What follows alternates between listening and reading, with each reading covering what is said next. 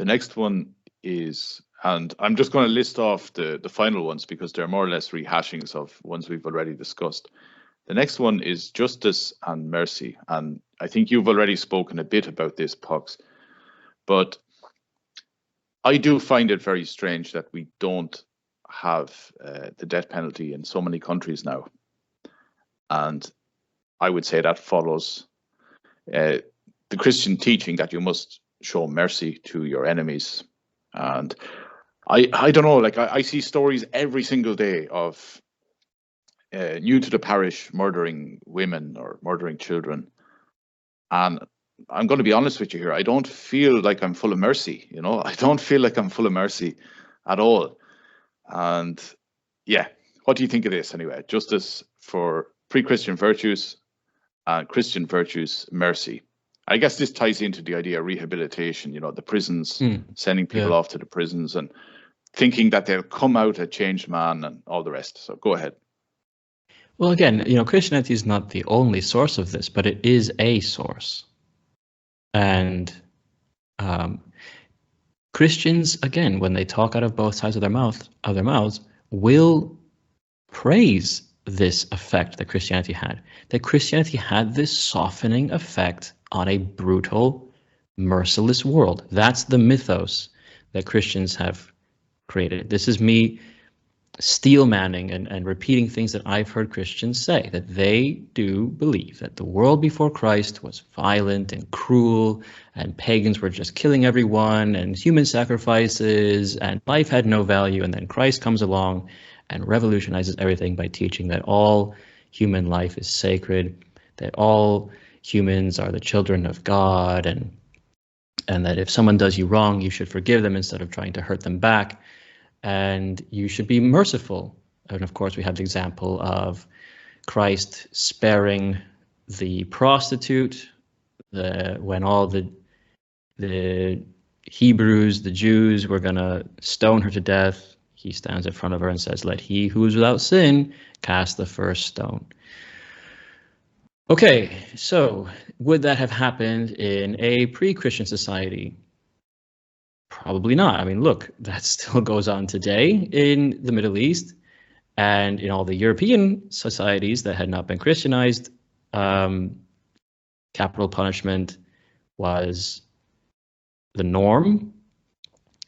And then again, I often say that Europeans acted in ways despite Christianity, not because of it, because you'll have Christian copers, these e-crusaders, that try to sell Christianity as this based, trad, martial, chauvinistic ideology that can save the weak, feckless, modern European man. But it's such nonsense because the weak, modern, feckless European man is a product of Christianity. But they'll say things like, well, look at the Inquisition, look at the Crusades, look at all these, look at all these moments in history, throughout history, where Christians are just killing everyone. And they've got a point. Christians do kill a lot of people. Christians kill a lot of other European people. Christians kill a lot of other European people for not converting to Christianity. What a great faith. What a great religion for our people. I'm sure it's done nothing harmful and negative to our racial psyche to have a religion imposed upon us from another tribe that caused us thousands of years of infighting and massacre. I'm sure that's totally fine. That had no, long-term consequences on our racial spirit and collective memory. But anyway, I believe that recent converts are always the most zealous, and the European peoples, like all peoples, the Aryan peoples, were incredibly violent. Not to say they were always going around killing everyone and always fighting, but look at history. All of the world's peoples were warlike, and the Aryan peoples were warlike even better. All the world's peoples that matter expanded and conquered, and the Aryan peoples did it better. They expanded and conquered more. and then they convert to Christianity, more or less, because that's also a myth too, that we instantly, on exposure to this Judaic offshoot religion brought to us by Red Sea pedestrians, all of our ancestors just immediately converted without question. That's nonsense. But we can get to this later. I'll try and stay on topic here. But these new converts to Christianity, these new Aryan European converts to Christianity, are incredibly zealous, and like new converts always are. The new arrival, the new member, is always the most eager and zealous. And in spite of the teachings of mercy and forgiveness, the Europeans can't overcome their Arianness, their Arianity, not Christianity, it's Arianity. And they go to war against the infidels. They go to war against the non-Christians, those who don't convert. And they kill those who violate the laws of the church. They execute them. Okay. But as the years go on and ideology supersedes biology, and the Christian faith softens these warlike and violent tendencies all over the world, not just the Europeans, but all over, well, then we see a gradual shift towards the actual teachings of Christ, to actually fulfilling and living out the teachings of Christ. Mercy, forgiveness, let he who is without sin cast the first stone, a tendency towards rehabilitation instead of capital punishment or severe punishment.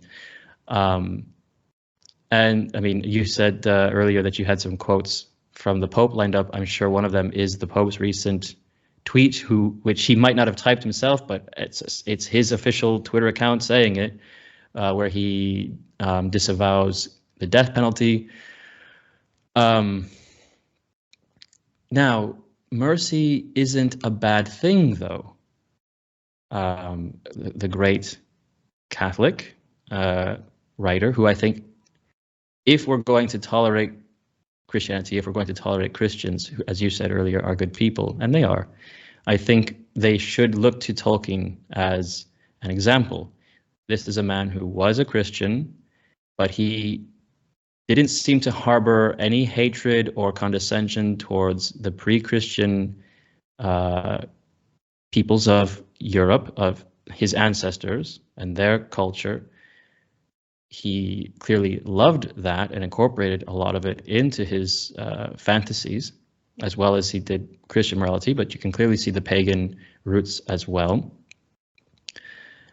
And, you know, he has that famous line where Gandalf tells Frodo that it was pity, it was mercy that prevented his uncle Bilbo from killing Gollum. And that act of mercy, of pity, changed the course of the story. We all know what happens in the story. And that he tells Frodo, don't be too eager to deal out death and judgment. There are many who live that should die, and some that die who should live. Who are you to make that decision? Can you really make that decision when it counts? And so this is not, in and of itself, a bad way of thinking. I don't want to be simplistic, but when you look at current day and we have serial rapists and murderers being let out after serving a couple years in prison, because we don't want to be mean to them, we have a problem. We have a problem. And I think that Christianity is a source, not the only one, but it is a source of this problem. Yeah, I agree. We just have too much mercy. I think that's the problem. A little mercy is fine, but now it's just crazy town. Right, I'll list off the other ones, Pox, and then we might get into a few more topics and we go through those tweets as well. And by the way, I also saw your reply to the Pope's tweet. I got a good laugh out of it. Very short and sweet it was, right? Okay, so I'll just list off the rest. Pre-Christian assertiveness, Christian meekness. Pre-Christian. Yeah, I addressed that meekness thing, yeah. Pre-Christian glory, Christian anonymity, pre-Christian pride, Christian shame, Mm. pre-Christian vengeance, Christian forgiveness, Mm. pre-Christian challenge. This was a bit strange, I thought. Pre-Christian challenger, Christian martyr. And then, yeah, go ahead, Pox. Yeah. No, I mean, some of those we already addressed. Some of them, maybe not very fair criticisms. Some of them perhaps quite spot on. I did find that one interesting, challenger versus martyr.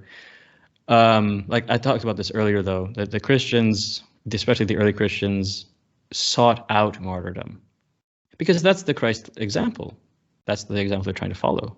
The ultimate way of being Christ-like is to be tortured and killed for your beliefs. And they sought that out. But I like that the comparison is challenger versus martyr. Yeah, that's an interesting juxtaposition there. I don't know what I think about that right now, but I've already mentioned that yes, the martyrdom is I mean it's basically just it's essential, especially to the early Christians. Yeah, we hear tales of, you know, the Colosseums and the lions and all that. They weren't able to, you know, they weren't able to get them to give up their faith. So it wasn't even that. Well, first of all, the tales of Christian persecution at the hands of the Romans are exaggerated. Secondly, the Romans never demanded that the Christians give up their faith and not practice Christianity. The Romans, well, and it depends on which era you're talking about. But for the most part, the Roman stance on the cult of Christ and its practitioners was fine. Like, you're just one of many other cults. But just, you know, don't subvert the general Roman culture of ancestor worship and respecting the Roman pantheon. But these monotheists couldn't do that. This is another problem, not just with Christianity, but the whole Yahwehist so-called Abrahamic faiths. They are monotheistic and they are supremacist in their monotheism. They are implacable in their monotheism. We have the one true God, the only one.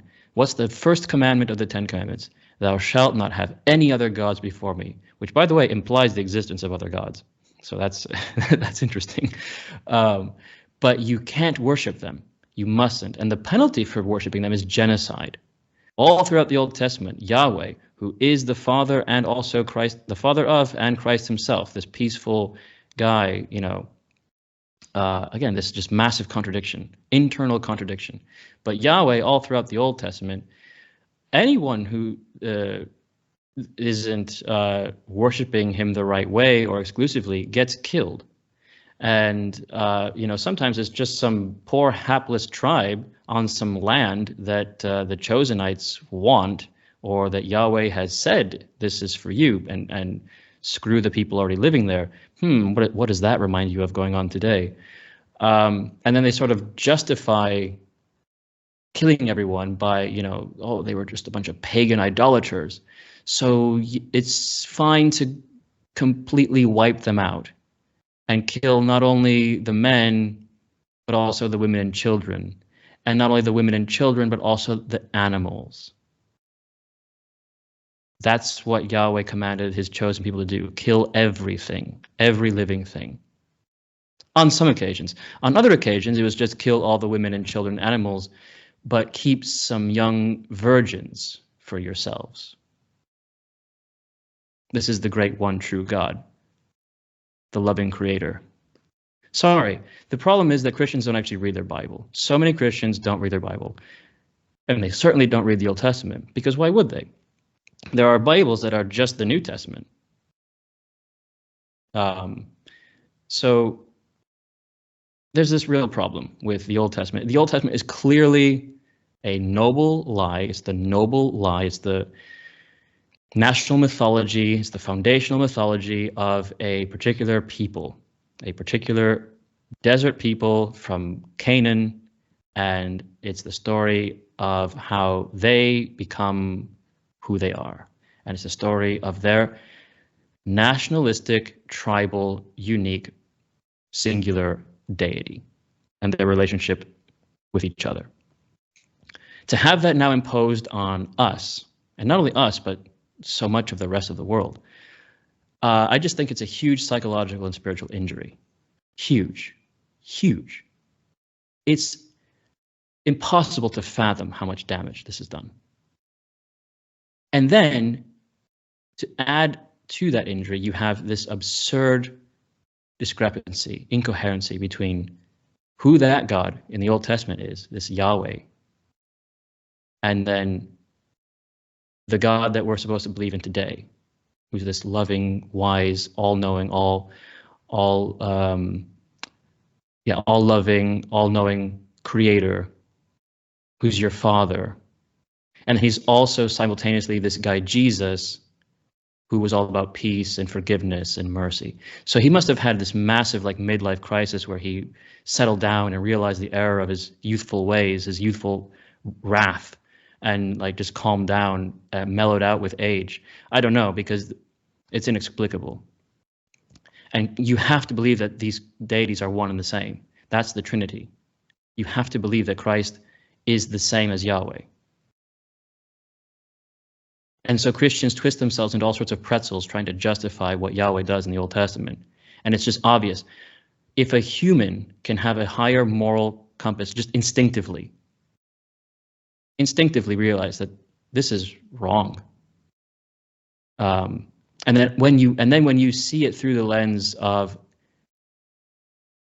Jewish supremacy, Jewish chauvinism, the way that the Jews have behaved for ages, when you read the Bible as the story, the foundational mythology, the national noble lie of the Jewish people, when you read it from that perspective, the acts of the Israelites and the commandments that their singular nationalistic tribal God commands them to do really become even more abhorrent.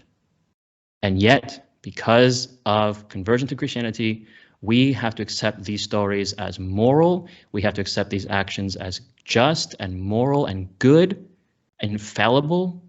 And when it comes to the Christian identity freaks, we even have people who want to believe that these people were our ancestors, that we are them and they are us, because they cannot successfully wrestle with the fact that we are worshiping and idolizing, pun intended, a foreign people and a people who behaved like cunts.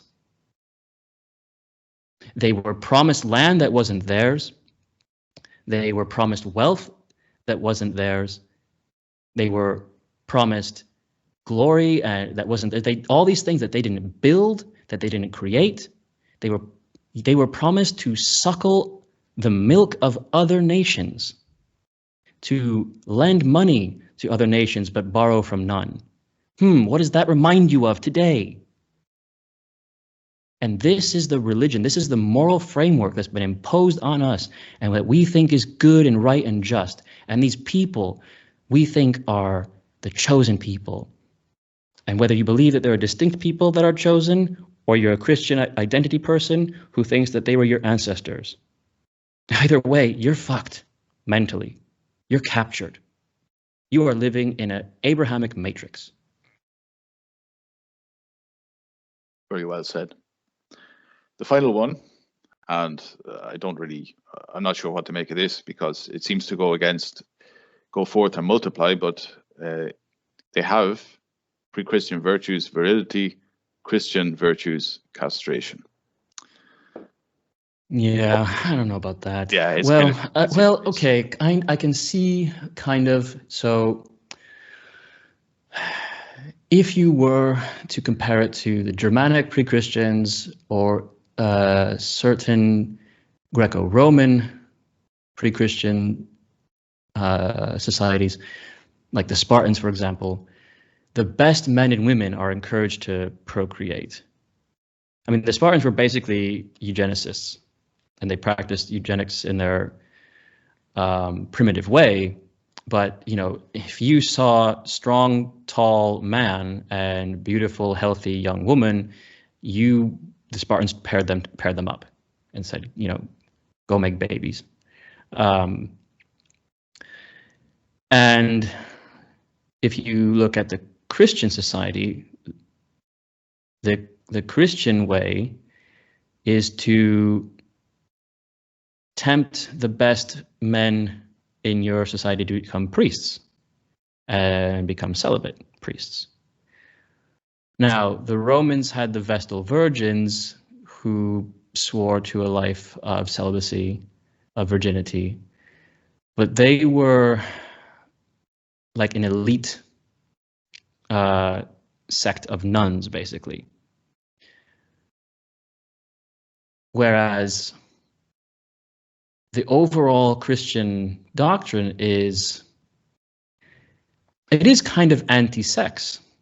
I mean, I think this is probably one of the reasons why so many people don't like Christianity and make fun of it and all that, is because Christians have these weird sexual hang-ups. And in a way, though, there is good there's goodness in the Christian position on sex, sex in moderation,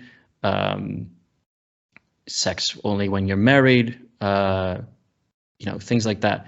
It as a societal control mechanism to prevent like just self-destruction through sexual promiscuity and excess.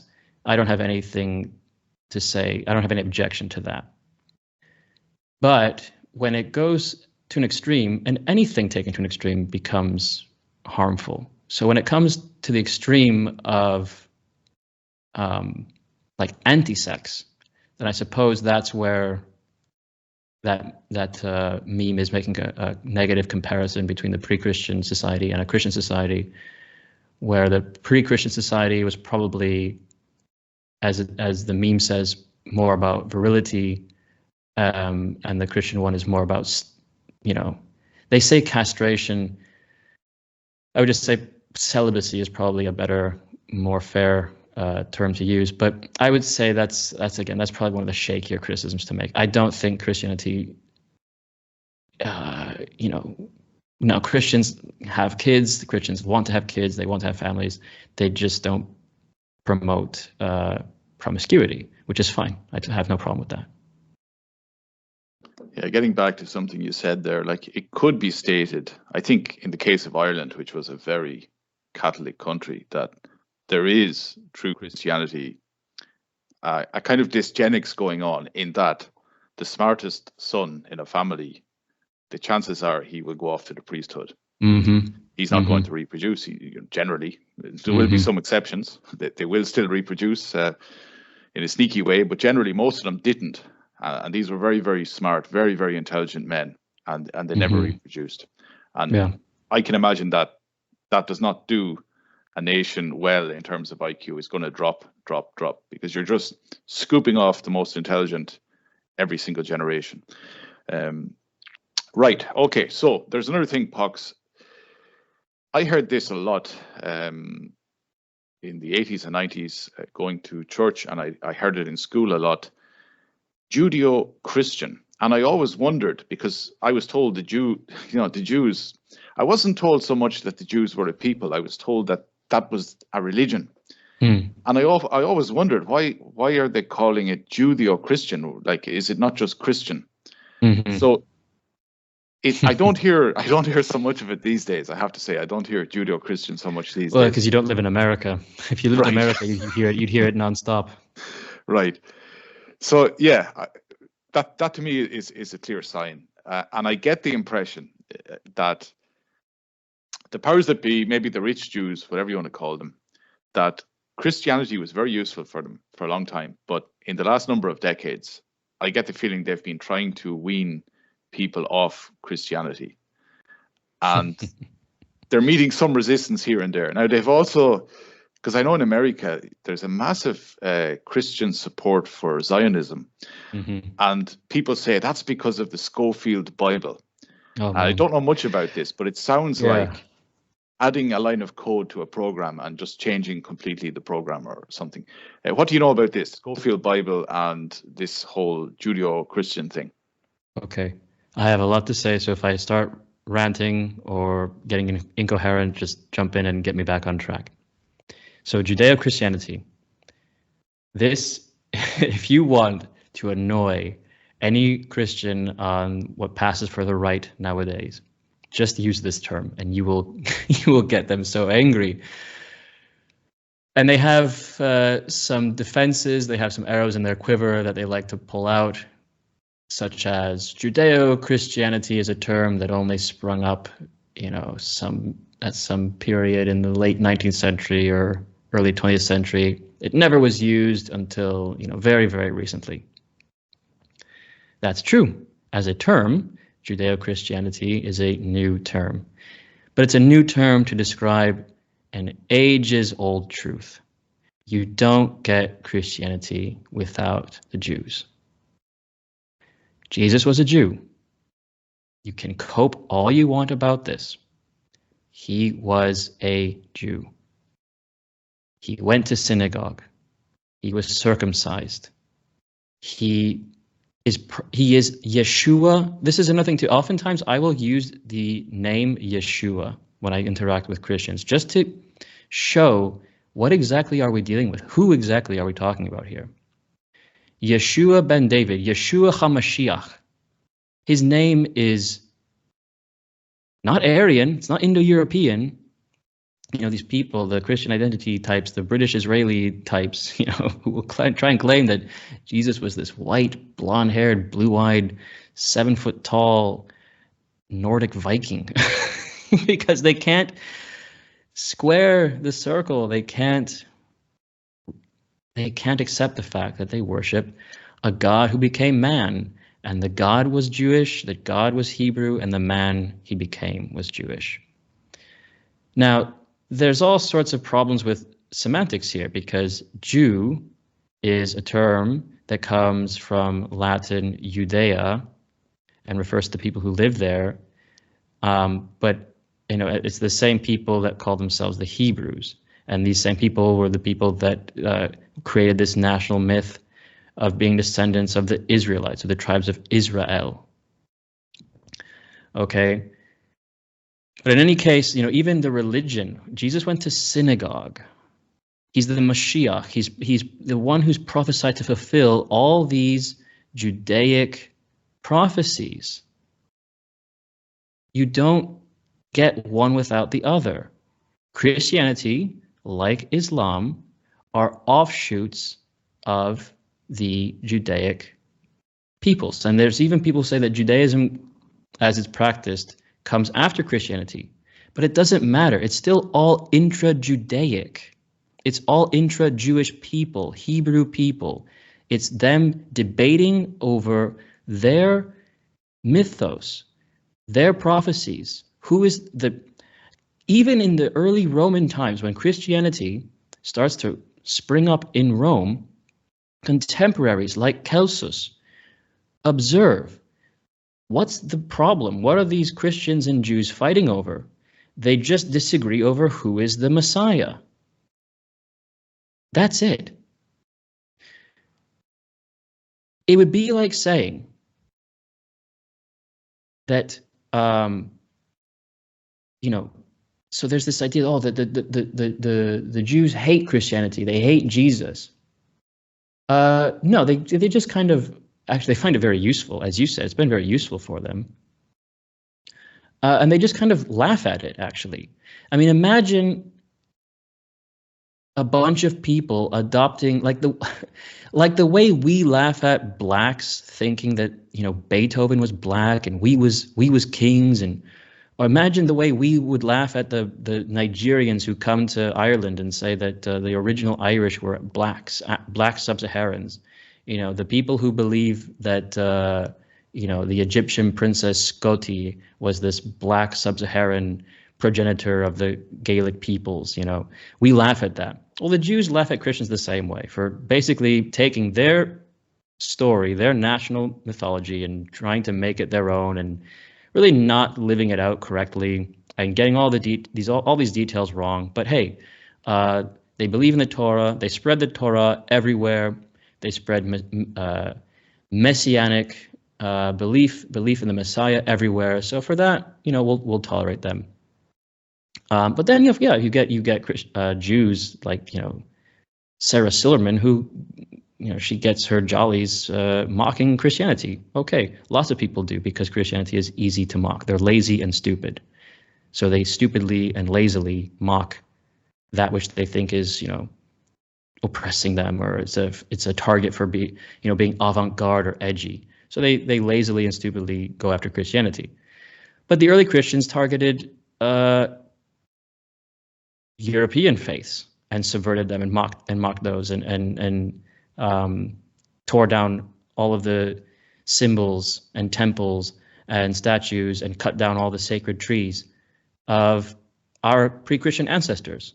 So it's the same process. The Christians have dished out as much as they've taken.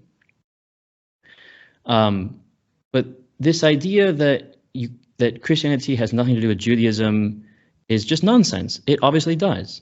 It obviously does. And this idea that the Jews hate Christianity, they hate Christ, and they killed Christ, and so how can we have anything to do with them?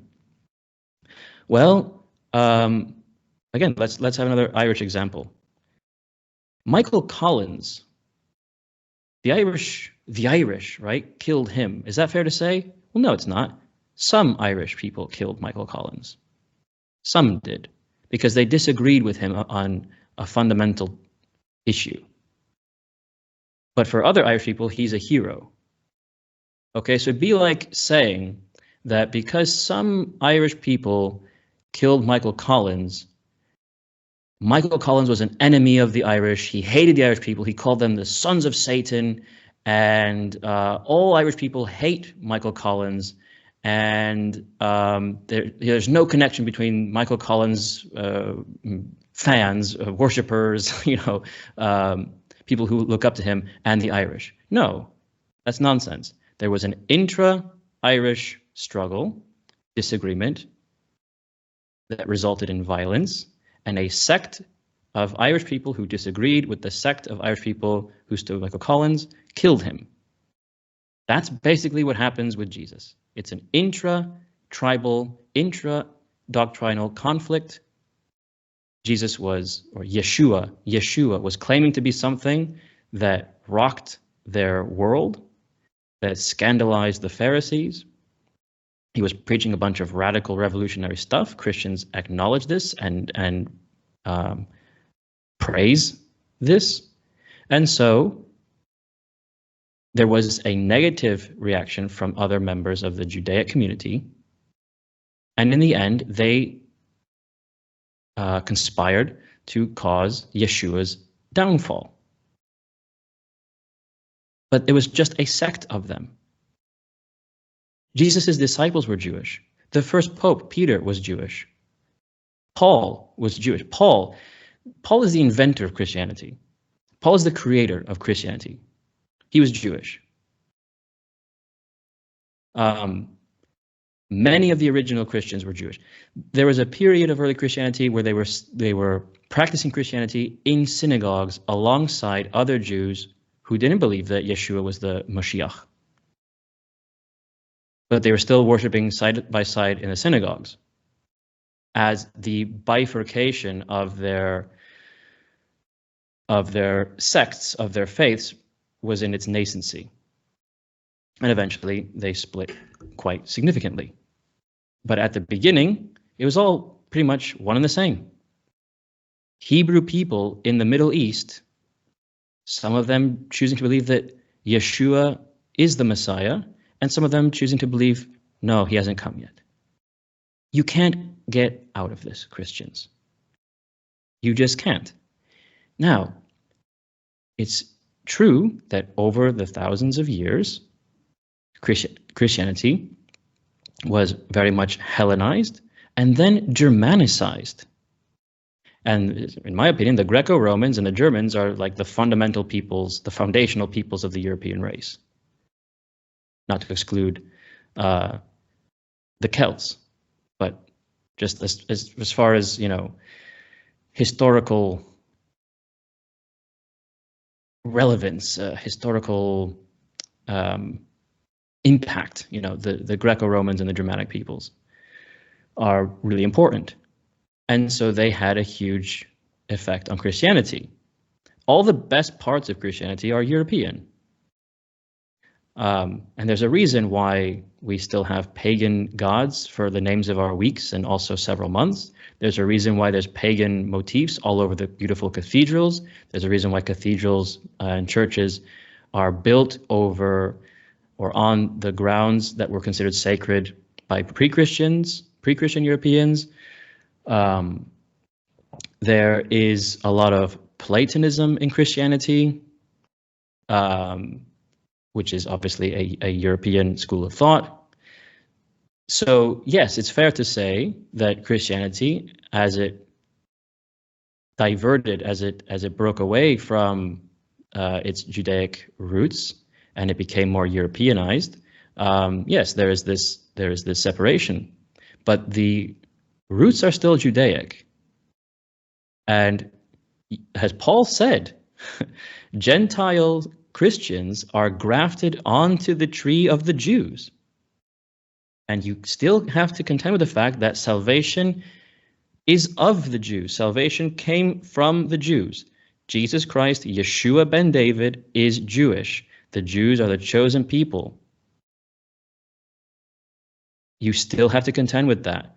You still have to contend with a spiritual, moral, mental worldview that places a foreign people that has a very long and complicated and antagonistic history with our people on a pedestal. And the idea that, you know, you can just brush this all away. The end times, so Yeshua ben David claims to be the Messiah. He claims to be the God-man that's going to fulfill the law, because the Hebrews are obsessed with law and their holy texts and their prophecies. And Yeshua ben David says that he's going to fulfill them all. That's his claim. Christians who believe that he was the Son of God and God himself at the same time, and he did fulfill all those prophecies and he did fulfill the law, also believe then that there are still other prophecies yet for him to fill, the end times prophecies. And those end time prophecies are also the same ones that the Jews believe. The Jews simply believe that Yeshua hasn't come yet. And in fact, really they believe that Yeshua ben David was a Messiah, not the Messiah. So they believe that because again, it's all prophecy, it's all made up stuff that they believe in, and that, you know, they work to make happen. But the end times prophecy, so the Jews basically just say that Yeshua ben David didn't fulfill all the prophecies, but when the real Messiah comes, he's going to fulfill all the prophecies that the Christians believe Yeshua ben David already has fulfilled. And then both Christians and Jews believe he's going to fulfill the other prophecies that he hasn't yet, which is that basically the Mashiach is going to come and he's going to rule over all the nations. He's going to wipe out all the enemies of God, of Yahweh, of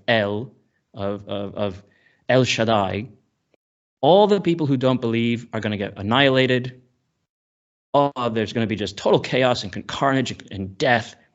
2/3 of the world's population will be just completely obliterated in these horrible wars and pestilence and destruction.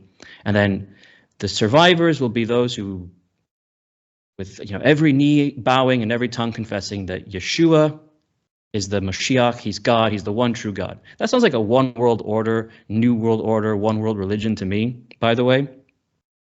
And he will rule from Jerusalem, not from a forest in Germany, not from Rome. Rome is Edom, Rome is Amalek. Rome gets destroyed. Rome is the eternal enemy of the Hebrews, of the Jews, of the Israelites, whatever word you want to use to refer to these people. And the Messiah comes to destroy them all. Christians are worshiping he who is prophesied to come and wipe them out. This is so tragic for our people. And Christians don't know this, and they don't want to know it. But this is why I just firmly now believe that Christianity is not going to save us. It's not. There's no need for a Christian revivalism. Maybe if you want to select some of its virtues, which you can find in practically every other religion or faith, you want to revive those, go ahead. You want to live by those, go ahead. But as a belief system, there's nothing to suggest that Christianity is our salvation. If it's anything but, it's the opposite. And the e-crusaders and the coping Christians will say, well, no one's more anti-Semitic than Christians because we believe that Jews killed Christ. And I already made the Michael Collins analogy there, but also it's important to remember that the Jews were foretold to reject the suffering Messiah, the one that they believe is just a Messiah. And there's so many sermons, or whatever you call it when a rabbi preaches, explaining this. The Jews who really know their stuff, like rabbis, will happily explain to you that the Jewish people had to be tested with a false Messiah, and they had to reject him, and that they were prophesied to reject him. Because they have this weird, again, it's another death cult. They have this weird belief system in which their God is constantly toying with them and testing them and torturing them. And they constantly fail these tests and get punished. The Old Testament is full of these kinds of stories. But then the real Messiah will come, and he is going to, again, talking about resentment and all that, he's going to come, and finally the Jews will get their own back on all the people that have been oppressing them throughout the ages, and they're going to rule the world and crush all their enemies. And then from the Christian perspective, so what if they did reject Yeshua as the Moshiach? If they didn't, you would never have been able to convert to Christianity. You would have never been able to take that figure and make him your own savior. If the Jews had accepted Yeshua ben David as the Moshiach, and I'm going to keep pronouncing like that way so people get into their heads that this comes from a foreign people. It's their language, it's their story, it's their characters.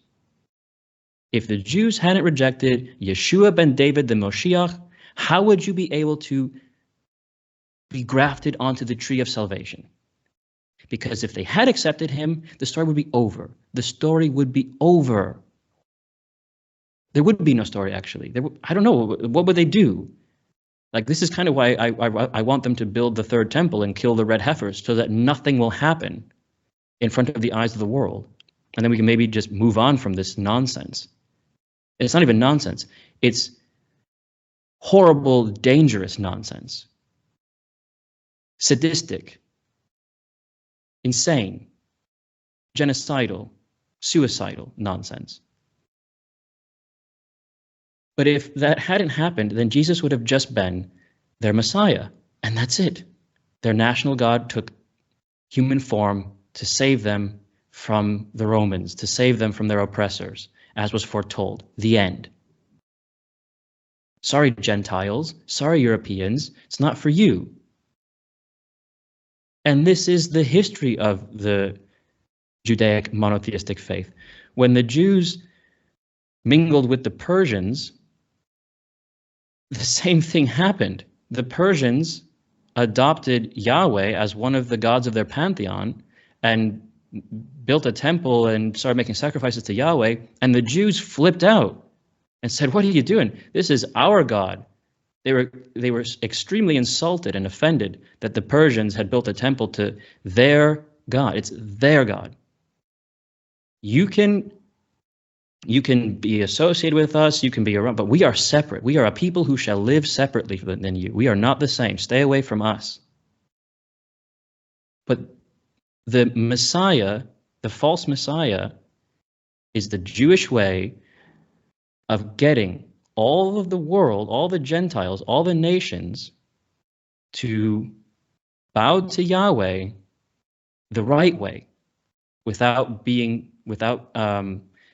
Jewish, because they can't. They can't join the tribe. So how do we get them to worship our God and basically be our servants? Well, we give them the false Messiah. They accept him as their Messiah. They convert to worshiping the Messiah, who's also Yahweh, and that's the trick. And so, just think of how much damage that does to a people over the centuries. We tore down. Let me actually read. Let me get the quote exactly right. I'll pull it up here. It's quite an impressive thing to say. And it's when I first came across these texts and these arguments, they really shook me to my foundations, and I had to really wrestle with this. But Marcus Eli Ravage, who was a Jew, he wrote, "Our national literature is your holy Bible. Jewish artisans and Jewish fishermen are your teachers and your saints, with countless statues carved in their image and innumerable cathedrals raised to their memories. A Jewish maiden is your ideal of motherhood and womanhood. A Jewish rebel prophet is the central figure in your religious worship." Listen to this now. Let this sink in. "We have pulled down your idols, cast aside your racial inheritance, and substituted for them our God and our traditions. No conquest in history can even remotely compare with this clean sweep of our conquest over you." He's right. And people don't want to hear this. It's very uncomfortable. But how is he wrong? How is he wrong? And what did the early Christians do? Many of whom were Jewish. Jews who believed that Yeshua ben David was the Messiah. He had come. Now we're going to form a little cult and worship him and hope for his return. What did they do? Why did the Romans start to really get annoyed with them and start throwing them to lions, supposedly? Because they went around smashing all the statues to Athena and tearing down and burning all the temples to Jupiter. And they went around telling the Romans to stop honoring their ancestors, because a fundamental part of Roman religion was ancestor worship, not just worship of the pantheon, but reverence for your ancestors. And to deify your ancestors was to violate the first commandment. And so they subverted ancestor worship. They were violent. They went around killing people. They were like the woke movement of today. And they had riots, and they burnt down temples and smashed up statues and attacked people. Hypatia would be one example, attacked by a Christian mob who tore to pieces.